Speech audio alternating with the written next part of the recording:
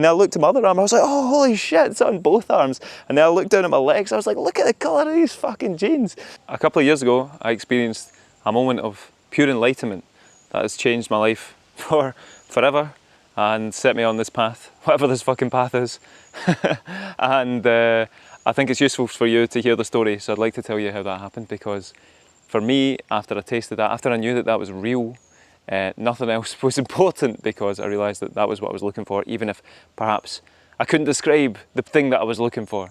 So here goes nothing. It was 2021, I was in Guatemala, and I was doing a darkness retreat. A darkness retreat is when you go into a cave. It used to be an actual cave, but now it's a modern equivalent of a cave, which is, you know, it's got a bed, it's got a little cubby hole, it's got a shower, it's got a toilet, but it's pitch black. You can't see a thing. You can't see your hand in front of the face. And when it's pitch black, your eyes don't adjust to light because there's no light for it to adjust to. So for 8 days, I couldn't see. Food was delivered through a little light-proof cubby hole, and so I had to eat with my eyes closed for 8 days. It was a pretty mad experience. After a few days, you start tripping. You know, DMT that's in your brain naturally starts releasing, and so you start sort of going into this dreamlike state where you're having wispy visuals in front of your visual field, like the line between waking and sleeping gets a bit blurred. It's a very unreal experience. And in and of itself, it was a big challenge, but the main thing was when I left, I was not prepared for what was going to happen when I left this darkness retreat. To be honest, I thought it was going to be anticlimactic. I'd been throughout this entire experience, you know, meditating, battling my demons, pushing myself, just saying one more meal and then getting through the meal and then be like, right, day 2, day 3, day 4 on this slog. And I thought the experience itself was going to be the breakthrough. And it was to an extent. But when it came to the last day, I had so much fucking energy, it was insane. See, when you're 24 hours away from escaping your prison, I couldn't sleep. I had to do jumping jacks for like 3 hours just to dissipate some of the energy. But eventually, a knock came at the door. It was the morning. They come to you in the morning for the sunrise because your eyes need to adjust to the light, and so they don't want to blind you. And so the knock came at the door of my little cabin that was blacked out. I went and did a shower, got myself dressed in my good clobber. I wanted to look good for leaving prison for the first time. And I remember there was 2 doors. So there was one, I could have left whenever I wanted, by the way.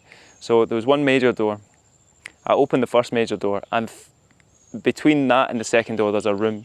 And in the second room, I could see a sliver of light on the outskirts of the main door, the final door. And this light was pouring in, and it felt absolutely blinding. It felt like I was in a video game or something. It was insane. And I remember going and grabbing this door and gently opening it. And I expected the experience to be like, oh, okay, we're out again. Right, crack on, let's go to the pub. But when I stepped outside into the most fucking beautiful vista I've probably ever seen in my life, definitely ever seen in my life.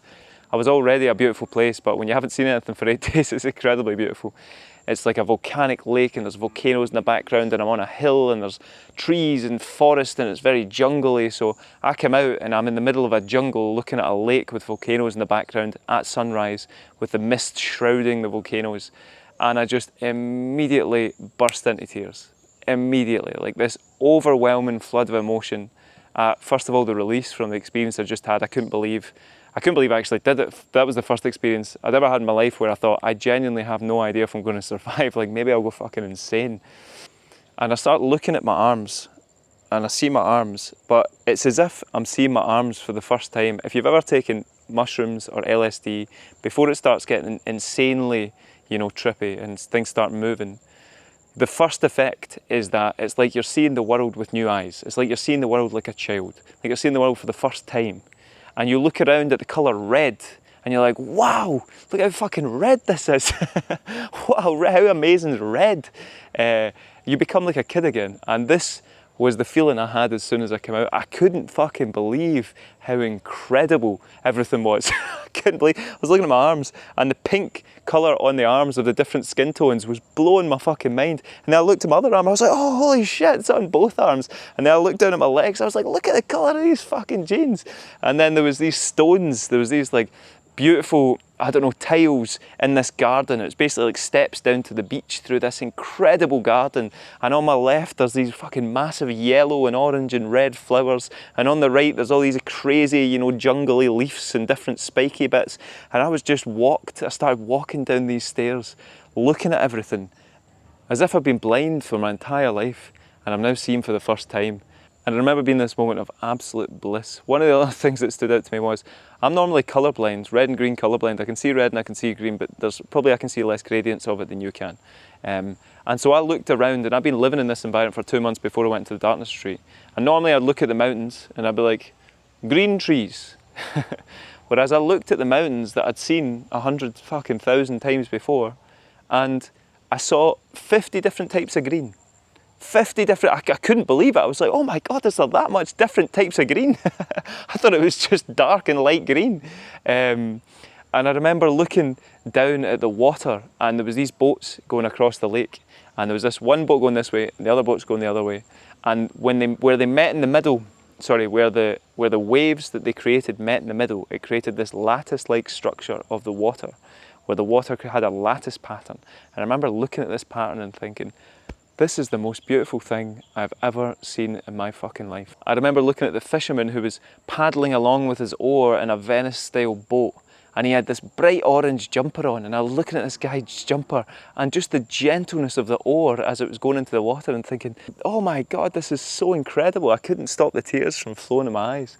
It was unfucking believable. For the first time in my life, I felt like I understood what all these books were talking about, when you can, you know, sit and get lost in the pitter-patter of the rain as it hits the window pane. This thing where, like, there's no experiencer and experienced, there's just pure experience happening in the moment. It was like I didn't even exist anymore. Jack's problems weren't even there. I don't even remember being there. That I was fully immersed in the world for the first time without this layer of the mind, because most of us experience the world through the mind, like, oh, there's the green. What do I think about the green? Oh, that's a fucking oak tree, and that has this type of light. We're constantly filtering the world through the mind, which creates a gap between us and the thing that's experienced. But when I was come out of this darkness retreat, that gap of the mind was removed. And what happened was I was immersed in pure presence. I was immersed in reality, like actual reality, without this fucking sheath that we all live through, without this veil that we all live through. And the experience was akin to enlightenment. The experience was my first taste of absolute freedom from all my problems, from everything I've ever fucking worried about, from anything. And for the first time in my life, I saw what it was all about. I saw what it was all meant to be, which is that we live in the most incredible fucking place in the world. We live in heaven, and we're ruining it because we can't see it. We're destroying the fucking world because we can't understand that we already live in heaven, and we can't fucking see that we live in heaven because we're living through the mind, which creates hell for us. I saw this. Finally, I took the wool off my eyes, and I understood finally what it means to truly see, what it means to see that the world is absolutely miraculous. The fact that you're alive is a fucking miracle. And once I'd tasted that for a few hours, which then, you know, the world comes back and you go down and you have your conversation, and then you go on your phone and you speak to your mum, and then the mind gets back in the ego, and then thinking about the future and thinking about the past and thinking about the experience in general, and the mind gets its grip back on you and you lose it. But the point is, once I'd had this experience, I realised that existed. I realised that existed. I realised that that's fucking home. That's where you're supposed to be. That's where we're supposed to live, but we don't, because we live in a culture, we live through our minds, and we live in a culture that doesn't understand this. It doesn't have any concept of the fact that there's a world that exists, that there's a reality that exists if you don't live in your mind. And so I feel fucking so grateful that I'd had that experience, that I'd tasted that, because it took me a long time to get back there. Went into a deep depression after that, because once you've had it, and then you come back down to your normal state of awareness, which is, you know, limited human consciousness and fucking suffering, once you're back down there, it's even worse, because you know there's something else that exists, but you don't know how to get there. And it took me years to get back to be honest. It took me fucking dozens of ayahuasca ceremonies, a lot of meditation, and all the rest of it. And yeah, but what I can say now is that I'm finally becoming able to stabilise that state. I can't say that I'm at the exact same level I was when I came out of the darkness retreat, but I'm able to stabilize the state of absolute presence, of looking at the world like a child, of seeing that we live in fucking heaven, and that this tree in front of me is so incredibly beautiful. It's a miracle. There's a little ant running up it. I could get lost looking at this ant for 20 minutes. It's just like that. That's all it is. This experience of enlightenment is just one of connecting with present moment reality, presence, realizing there is a reality that exists when you don't live through the mind, and when you exist in this state of pure being and pure awareness, everything's good. There is bliss, there is joy, there is, all the things, there is freedom from suffering, because there's no longer someone to suffer. There's no longer someone to be depressed, because you are pure experience. You're not living through this experience of the mind of Jack. And yeah, so that's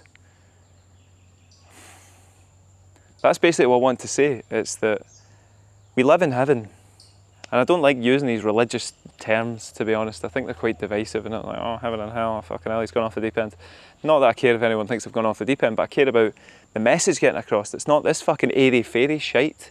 It's not this like, oh, it's up in the air, and oh, heaven and spirituality and crystals. No, it's not that. It's the most practical thing in the world. The reality is you're suffering, and you want to feel good. You want to feel bliss. You want to feel joy. You want to feel light. You want to have fun. That's it.